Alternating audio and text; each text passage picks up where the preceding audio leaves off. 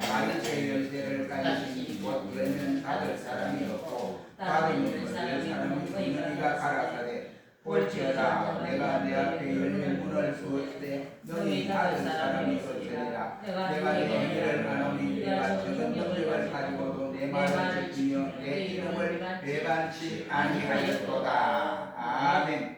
공동한 말씀을 통해서 오늘은 빌라델피아 교회에 나타난 주님의 약속에 대해서 잠시 은혜를 받기를 원합니다. 우리는 지난 시간에 빌라델피아에 찾아오신 그 주님은 진실하신 주님인데 그 교회에 세 가지를 가지고 찾아왔다라고 말씀을 드렸습니다. 그 중에 하나는 거룩하고 진실하신 주님으로 나타나셨다. 거룩하고 진실한 주님으로 나타난 그 목적이 뭐냐? 내가 거룩하니 너희도 거룩해라. 내가 진실하니 너희도 진실하라는 말입니다. 그 다음에 다윗의 열쇠를 가지신 분인데 그분이 열면 닫을 사람이 없고 닫으면 열 사람이 없다라고 말함으로써 그 문을 열고 닫는 주권적 사역은 예수님 자신의 권한 속에 주권 속에 있다라고 말씀을 하시면서 예수 그리스도를 믿는 누구에게든지 이 축복의 문을 열 수 있는 열쇠를 내가 너희에게 주겠다라고 말씀함으로써 베드로가 주님 앞에 신앙 고백을 바로 할 때 바요나 시몬아 내가 내게 복이 있더라고 말씀하시며 내가 이 열쇠를 내게 주노니 네가 이 세상에서 문을 닫으면 천국에서 닫을 것이고 네가 이 세상 문을 열면 또 천국에도 문이 열릴 것이다 라고 말씀하여 주심으로써 열쇠를 베드로에게 허락하여 주신 것 같습니다. 그 다음에 예수님이 세 번째로 예수님이 자신의 이와 같이 말씀하기를 문을 열면 절대로 닫을 사람이 없다 라고 이와 같이 말씀함으로써 세 가지의 말씀을 지난 시간에 말씀을 드렸습니다. 오늘은 주님께서 빌라델피아 교회에 찾아오셔서 주신 약속이 있습니다. 그 약속이 대간절 무엇이냐 하는 것입니다. 예수님은 작은 믿음으로 주님의 말씀을 가지고 주님의 이름을 배반치 아니하는 빌라델피아 교회를 향해서 놀라운 축복을 제시해 주고 있음을 볼 수가 있습니다. 그 첫째가 빌라델피아 교회에 뭐냐? 열린 문을 주셨다라고 8절에 말씀을 하고 있습니다.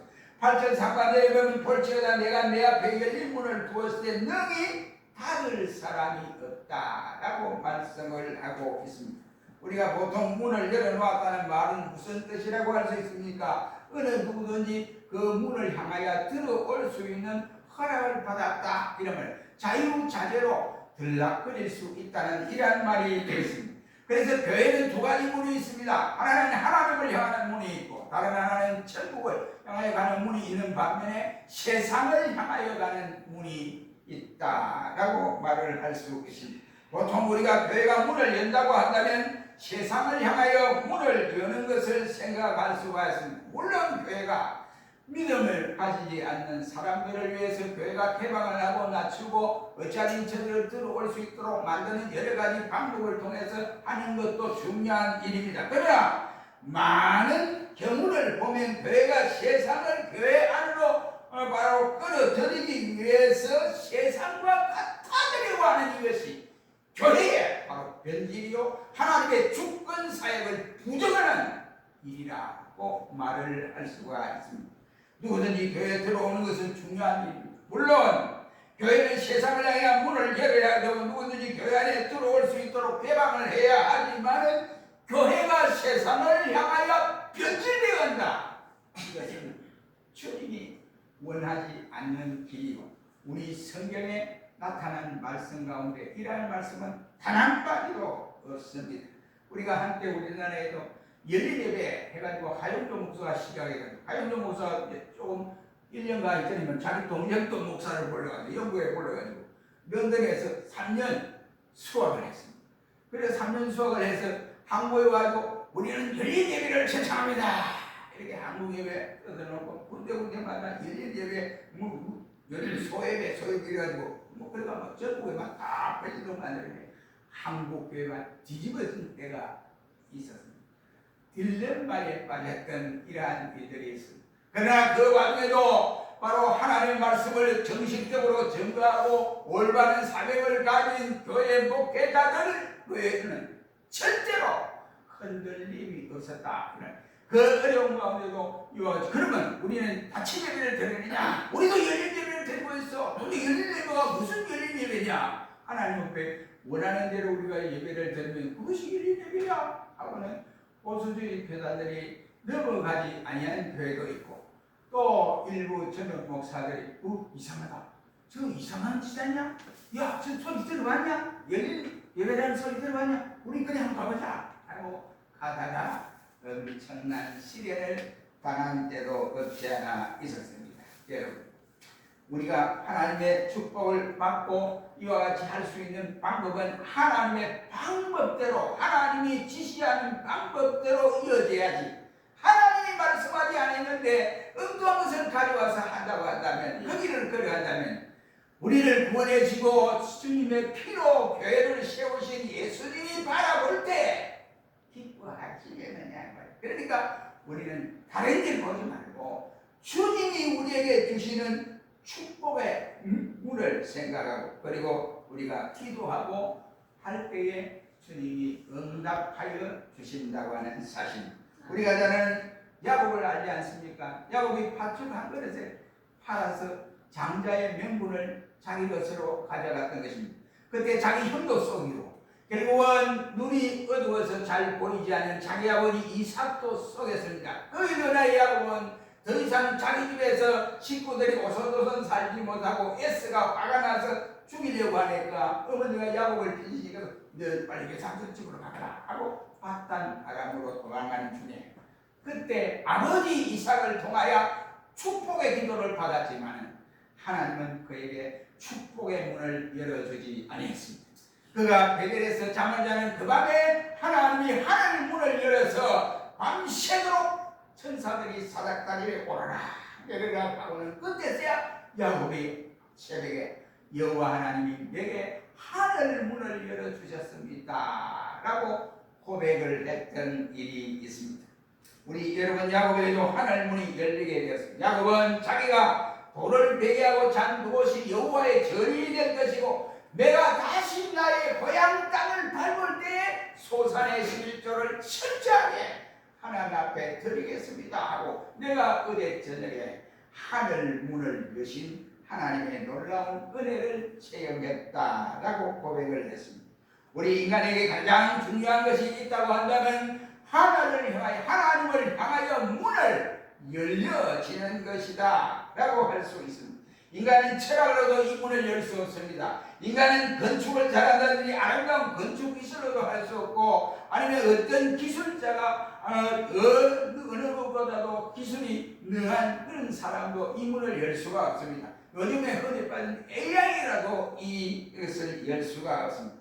북이나 많은 재물을 가진 사람도 이 문을 열 수가 없습니다. 이 문은 오직 하나님의 아들 예수 그리스도 외에는 열 사람이 없다라고 주님은 말씀을 하고 있습니다. 그리고 모든 성도들의 모임은 우리가 말하는 살아있는 교회다라고 표현을 하고 있습니다. 우리가 예수님의 말씀을 붙들고 기도할 때에 하늘 문이 열려지는 모습을 볼 수가 있게 되었습니다. 이때 하나님의 이와 같이 축복하여 주시며 성령이 우리를 붙들어 주셔서 우리의 가슴이 뜨거워지고 말씀을 들을 때 이 말씀이구나 하고 깨달아지는 역사가 일어나게, 은혜를 받게 됩니다. 그리할 때에 자기 가슴에 부흥이 일어나게 되고 자기 자신의 미래가 활짝 열리는 문이 열려지게 되어진다, 이런 말. 여러분, 오늘의 많은 젊은이들이 자신들의 미래를 위해서 많은 노력을 하고 있습니다. 어떤 이는 이와 같이 청년은 학률을 높이기 위한, 학력을 높이기 위한 공부를 더하기도 하고, 또 외국에서 의학 연수를 하기도 하고, 때로는 심지어는 그것도 안 되니까 저 높은 산 에베레스트 가가지고 그 금산한 산에 갔다가서 한번 고비고비 누르면서 생명을 유지하여 내려오기도 해보지만, 우리의 미래는 이런 곳에서 하늘 문이 열리는 곳이 아니올시다. 그러므로 하늘 문이 열리게 되는 이것은 바로 세상을 향하여 우리에게 복음을 전할 수 있는 문으로 예수님은 말씀을 하고 계십니다. 세상 사람이 교회에 대해서 관심을 가지게 되고 교회 부흥이 일어나는 모습을 보면서 굳이 우리가 나가서 예수 복음을 전하고 이럴 필요도 없습니다. 우리가 잘하면 저기 저 사람이 변화됐네, 저 사람이 새 사람 됐어, 그냥 달라졌어. 이 변화를 보고 저들도 감동을 받게 되고 감화를 받게 되는 것입니다. 우리가 자는 평양에 이와 같이 돌깡패인 김익두가 이와 같이 깡패가 하루아침에 변화를 받아서 예수 믿고 신학 들어간다니까. 자기 깡패 이제 자기 밑에 있는 부하들이 찾아와서, 형님 진짜 술 안 먹습니까? 안 먹어. 담배 안 피웁니까? 안 피워. 형님 왜 삽니까? 살기는 왜 사? 나는 하나님 말씀으로 살아 하고 딱 잘라서 김욱두가 말하고, 김욱두가 변하는 모습을 보고 깡패들도 변화받은 사람들이 많았다고들 말을 하고 있습니다. 이처럼 성령께서 그들의 마음을 주장하여 주시고 변화시켜주는 깡패들도 돌아올 수 있고 살인자도 예수께로 돌아와 회개하고 이와 같이 저들이 사형선고를 받는 모습들을 볼 수가 있습니다. 여러분, 저 빌라델피아를 생각해 보십시오. 저들 교인들은 무식하고 그리고 저들 교인들은 가난한 자들이 대부분입니다. 그러나 교회에 이와 같이 저들은 확신을 가진 것이 분명히 있습니다. 작은 능력을 가지고도 그 능력에 이와 같이 이 세상을 향하여 바라보고 흔들리지 아니하고 그 작은 능력으로 자기들이 할 수 있는 최대한 일을 힘써 감당해서 저들의 진리를 배반하지 아니했다라고 말씀을 하고 있습니다. 저들 자신이 무엇을 믿고 분명히 알고 있었고 분명한 것은 누구에게나 분명하게 증거할 수가 있었던 사람들이다라고 할 수 있습니다. 그러니 저들이 어디를 가든지 복음으로 승리하게 되어졌다는 말입니다. 그렇게 되니까 유대인 중에 몇몇이 회개를 하고 예수 믿는 역사들이 일어나게 되었다라고 말씀을 하고 있습니다. 그러니까 교회가 힘을 얻게 되었습니다. 유대교회에서 예수교를 전향했다. 그 시대에 지금으로 말하면 불교, 철저히 불교의 성기든 중들이 변화하여 예수 믿는 것과 똑같습니다.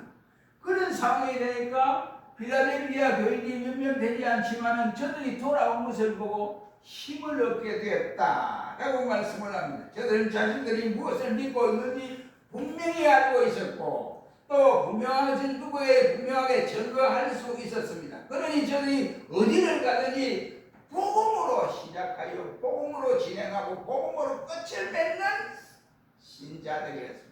적은 숫자이지만 이러한 것이 가슴에 가득 잡아요. 그러니까 성령의 역사가 늘 가슴 속에 나타나게 되었음을 저들이 실감했던 모습을 볼 수 있습니다.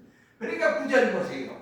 사단의 대당 곧 자칭 유대인이라 하나 그렇지 아니하고 거짓말을 하는 자들 중에서 몇철 내게 주어 그들로 와서 내 발 앞에 절하게 하고 내가 너를 사랑하는 줄 알게 하리라. 그 말씀 분명히 뭐가 있다 이거.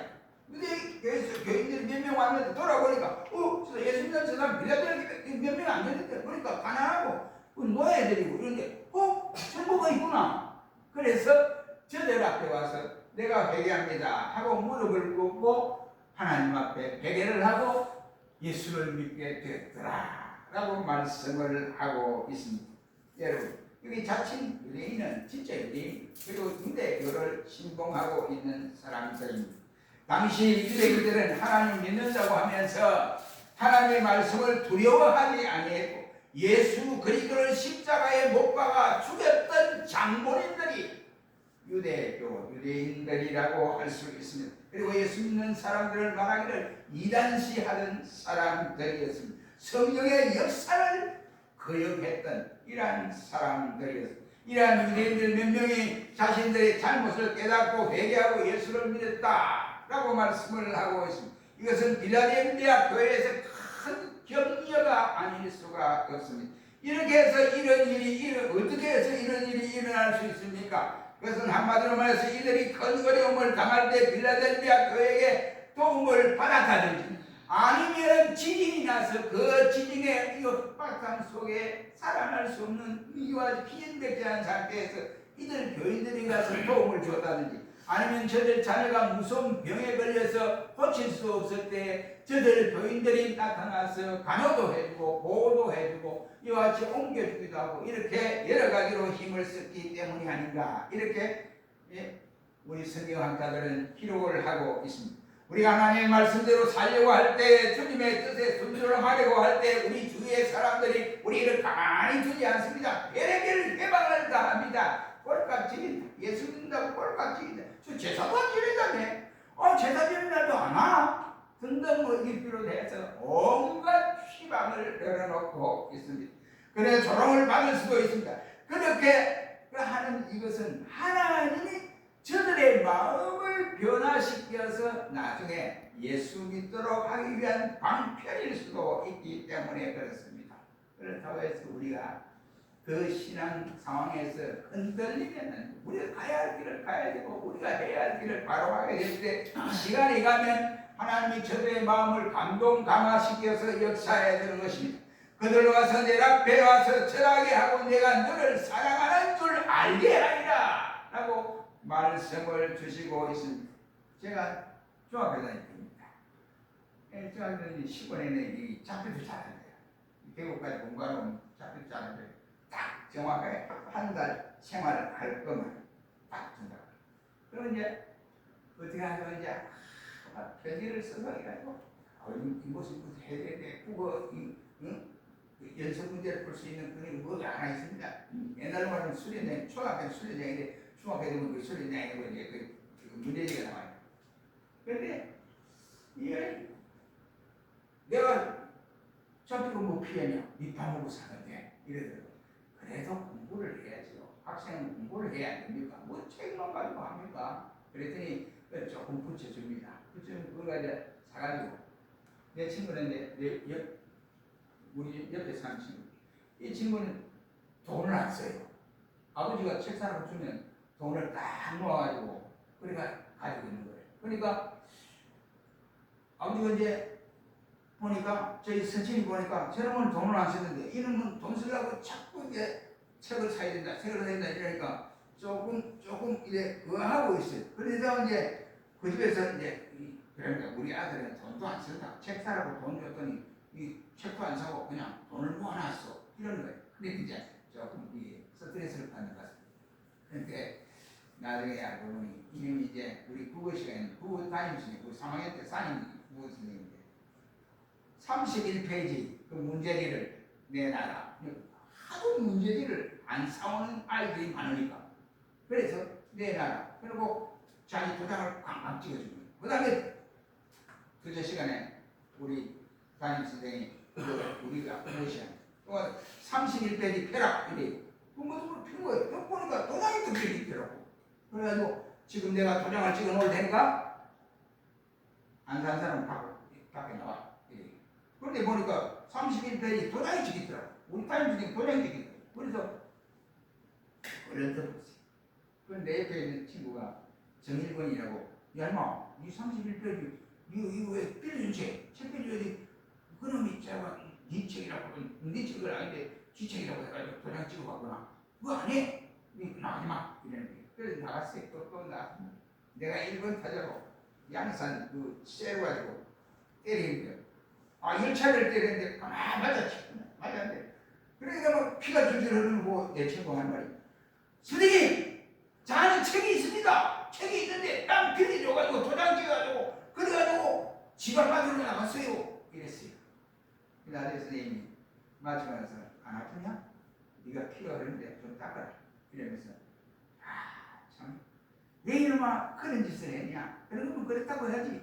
그러면요 친구는 어떻게 됩니까? 그랬어요. 그러면서 가만히 생각해. 이런 장면에 이놈 자식은 돈이 없는 것도 아니고 돈이 가지고 있으면서 아버지가 책 사고 돈 가지고 있는데 이놈이 쓰려고 그 짓 하거든요. 그러니까 화가 짠 떠나서 그래 가만히 내가 쉬는 시간에 창밖을 보고 있었더니 친구들이 그런 걸 뚝 들어왔어요. 이 알마 니 때문에 이 양 안 받아. 그래 종아리 오면 피가 줄줄 나거든요. 내 얼마 나보는 거야. 이래가지고 그랬는데, 근데 그 친구가 진정한 친구 아니에요. 내가 보니 지금은 가끔 전화 통화를 하지만 그 생각이 저는 문득 내 친구 아니에요. 진정한 천국은 그럴 수 없다. 이렇게 생각한 경우도 있었습니다. 여러분 보세요. 여기 분명히 우리가 신앙생활을 할 때 고난도 다가오고 어려움도 다가오게 됩니다. 주위 사람들에게 자신의 신앙을 인정해주는 사람이 하나도 없으면 때로는 낙심되기도 하고 포기 되기도 했습니다. 그러나 우리 성경은 끝까지 참고 견디면 미워하는 사람들이, 희망하는 사람들이 돌아와서 변화를 받게 되어진다 라고 말씀을 하고 있습니다. 이것이 바로 예수님에게 주신 귀한 선물이 아닐까 생각합니다. 그 친구의 젊은이들이 그 전화를 이제 통화가 돼가지고 전화했더니 목사님 내가 교회를 나갑니다 이러더라고. 이거 잘 됐네. 정말 반가운 일이야. 이렇게 말을 한 일이 있습니다. 여러분, 우리가 이처럼 다른 신앙을 가지고 연단받는 사람이 굳이 인정받으려고 애를 쓸 필요도 없고, 우리가 쫓아가는 그 길, 주님 바라보고 쫓아가는 그 길만 가면 주님께 인정만 받으면 나머지는 주님이 알아서 교통정리를 해주신다. 이러면 그러니 바른 신앙을 가져야 한다. 두 번째는 그 주님이 약속하신 이 약속은 인내의 말씀을 지켰기 때문에 나도 그들을 지켜서 너희의 시험의 때를 면하게 해버리라. 주님이 약속을 해주신 것이 10절 말씀입니다. 주님은 이들을 사랑하여서 평소에 여러 가지 어려움이 있었을 걸로 미리 아셨습니다. 그래서 연단을 받았지만 결정적인 순간에는 주님이 함께 해주심으로써 그 어려움을 지나가게 하겠다, 그 어려움을 승리하게 해주겠다라고 말씀을 약속해 주었습니다. 그러므로 평소에 주님이 주시는 연단을 잘 받는 것이 결정적인 바로 위기에서 이길 수 있는 방법이다 라고 할 수가 있습니다. 하나님의 계획에 의하면 필라델피아 지방에 어떤 지금 사건을 주시는 거예요. 지진이 일어난다든지 아니면 더 경제적으로 어렵게 한다든지 아니면 큰 교회 핍박과 관람이 일어날 것은 주님은 역사하였습니다. 그러나 하나님께서 필라델피아 교회에 대해서 이 지방에 다가올 그 환난의 때를 면하게 해 주시겠다라고 말씀을 하시고 있습니다. 이것을 보면 우리 신자들이 제대로 신앙생활을 감당할 때 우리가 사는 이 나라, 우리 국가, 내 주위에 있는 지역사회가 든든하게 서갈 수 있다 하는 사실을 깨달아지게 됩니다. 여러분, 소돔 고모라가 왜 멸망했습니까? 의인 10명이 없어 멸망했지 않습니까? 의인 50명에서 자꾸 다운시켜서 10명까지 내려왔는데도 10명이 없어서 소돔 고모라가 완전히 불바다로 되어져 왔습니다. 그렇다면 당시에 소돔 고모라에 의인 10명이 있었더라면 하나님이 그게 유황불비로 멸망시키지 않겠다고 하신 것처럼 오늘 이 시대에 나라가 든든히 잘 서느냐, 내가 살아가는 이 지역사회가 든든하여지느냐, 이것은 우리 신자들의 신앙생활을 어떻게 하느냐에 따라 달려있다라고 말을 할 수가 있게 됩니다. 그래야지 우리는 시대마다 이처럼 정신을 차리고 하나님께 인정받는 신자가 많아질 때 하나님의 정확하고 보호해 주시는 역사가 일어나게 된다는 사실을 우리에게 대답해 주는 말씀입니다. 오늘 본문 말씀에 보면 하나님의 말씀이라고 되어 있지만 이 말씀은 뭐냐? 인내의 말씀이다 라고 할 수 있습니다. 이는 우리가 하나님의 능력의 말씀을 온전하게 체험하려고 한다면 오래오래 인내하는 믿음을 가져야 될 때가 많다고 베드로 장로는 말씀을 하고 있습니다.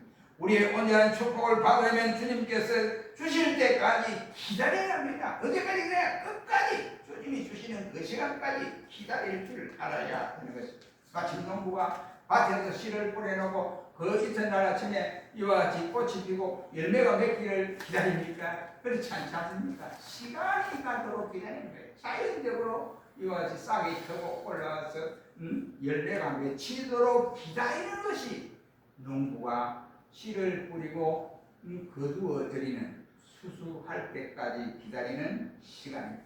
우리가 신앙생활을 하는데도 이처럼 이와 같이 숙성이 있어야 돼요. 숙성. 그러니까 끈질기게 이와 같이 그 공간이 있어야 됩니다. 그 시간이 있어야 이와 같이 신앙의 바른 길을 걸어갈 수 있습니다. 오래 참고 인내해야 하나님의 축복과 능력을 체험할 수 있다. 이러한 말씀이 되겠습니다. 세 번째는 주님은 빌라델피아 교회에 주의해라. 뭘 주의해야 하느냐? 11절 말씀 보세요. 내가 속히 오리니 내가 가진 것을 굳게 잡아 아무도 내 멸류관을 빼앗지 못하게 해라. 이게 주의사항이에요. 빌라델피아 교회의 주의사항은 내가 가진 멸류관을 아무도 빼앗지 못하게 해라. 이것이 빌라델피아 교회의 주의사항이라고 말을 할 수가 있습니다.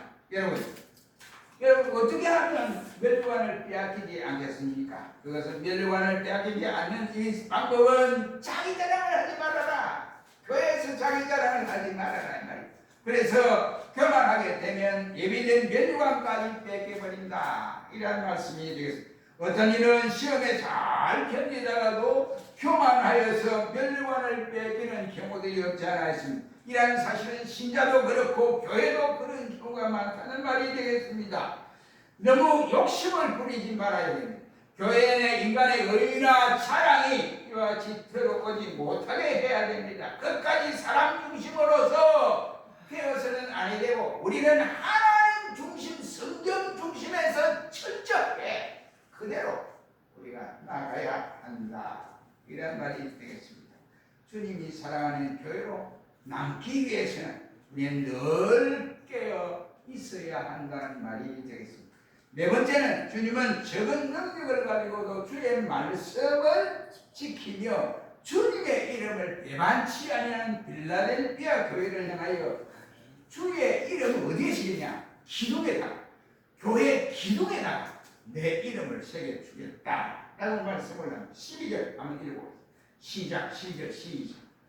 이기는 자는 내 하나님 성전의 기둥이 되게 하리니 그가 결코 다시 나가지 아니하리라. 내가 하나님의 이름과 하나님의 성 곧 하늘에서 내 하나님께로부터 내려오는 새 예루살렘의 이름과 나의 새 이름을 그 위에 기록하리라. 여러분 이 성전의 기둥이 되게 해주겠다. 그 교회의 바로 기둥 역할 일꾼이 되게 해주겠다. 이 말이에요. 하나님의 성전의 기둥이 되고 충성된 자에게는 성전 기둥에다가 내가 내 이름을 적어서 기록하게 하겠다 라고 말씀을 하고 있어요. 이는 뭐냐면 하나님은 창조주의 하나님, 하나님의 이름은 창조주의 하나님이다. 바로 너는 나의 소유된 백성이다. 너는 내 것이다 하는 것을 징표로 하나님이 그렇게 성전 기둥에다가 기록을 해두겠다. 빌라델피아 기둥은 엄청납니다. 우리 몇 사람들이 다른 교회 기둥은 조그만한데 거기는 지진이 많이 일어나기 때문에 지진에 흔들리지 않는 교회가 되기 위해서 그렇게 만든 것입니다. 그런데 흔들려서 넘어져 버리면 안 보이잖아요. 그러니까 넘어지지 아니하도록 그 큰 기둥에다가 주님의 이름을 새겨주겠다. 두 번째는 예루살렘의 이름을 주겠다. 예루살렘은 평화의 도성이지 않습니까? 이 말은 다시 말해서 우리가 이 세상에는 평화를 누릴 수 없지만은 그러나 우리는 소유된 백성, 하나님의 백성이라. 우리의 시민권은 바로 하늘에 있다. 이것을 말씀해 주는 것이고 나의 새 이름을 그 위에 기록하리라. 구원의 주님의 징표라고 말을 할 수 있습니다. 사랑하는 성도 여러분, 여러분이 섬기는 우리 시온성교회의 기둥에 여러분들의 볼 수 있도록 하나님이 요소마다 주님의 이름을 새겨서 여러분이 보도록 만드실 이와 같은 확신을 가지고 교회를 섬겨 나가야 됩니다. 우리가 어렵고 힘든 이 시대 속에서 말씀으로 교회를 지켜 이기는 자들이 되어져야 된다. 그래서 빌라델피아 교회에 이와 같이 네 가지의 축복의 약속을 주었습니다. 그 약속은 열린 문의 약속을 주셨습니다. 그리고 인내의 말씀을 지켰기 때문에 주님도 처절을 지켜서 바로 시험의 때를 면하게 해주겠다라고 했습니다. 그리고는 교회에 주의할 점, 바로 주의점을 저에게 봤습니다. 예배줄 멸류관을 절대로 빼앗기지 않도록 해라고 했습니다. 적은 능력을 가지고도 주님의 말씀을 지키며 주의 이름을 배반치 않은 너희에게 기둥에다가 예수님의 이름을 새겨서 너희에게 보여주겠다라고 약속을 했습니다. 우리 모두가 어렵고 힘든 시대에 작은 교회 필라델피아 교회에 이와 같이 믿음의 중심을 본받아 우리 교회를 잘 섬겨나가는 나와 여러분이 되었으면 하는 것입니다. 기도하겠습니다.